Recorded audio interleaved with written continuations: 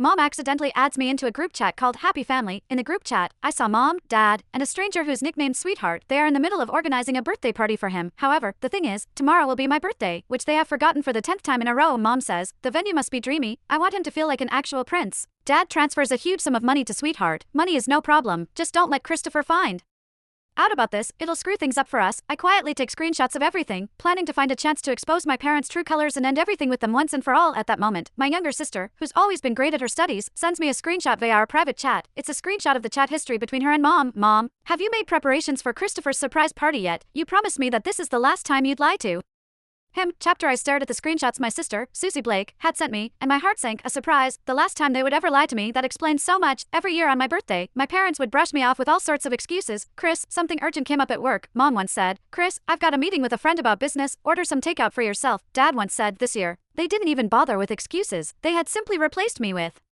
someone else. I tossed my phone aside. My chest felt as if something heavy had lodged itself there. Another WhatsApp message from Susie popped up. Christopher, don't overthink it. Mom and Dad just, I replied with just 2 words. Got it, overthink it. How could I not overthink it? The facts were right in front of me. That birthday party for their sweetheart was the so-called surprise they had lied to me about. As their biological son, I was nothing more than a backdrop for another boy's happiness.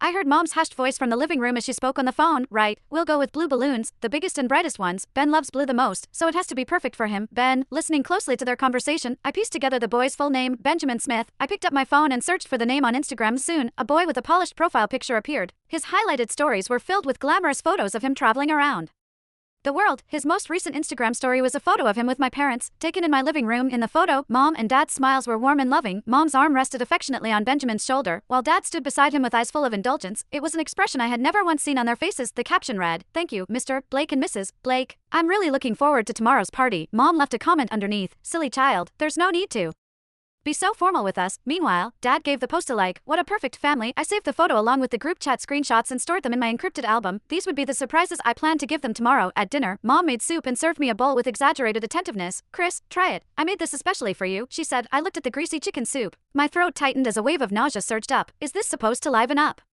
Benjamin's birthday party? I asked lightly. The smile on Mom's face froze. She glanced at Dad, and his expression darkened immediately. What nonsense are you talking about, Benjamin? He replied. Oh, looks like you forget things easily, Dad. I took out my phone and opened the photo. Isn't this boy your so-called sweetheart? Dad's face turned ashen in an instant. Mom rushed to smooth things over. Chris, you misunderstood. He's the son of an important client of mine.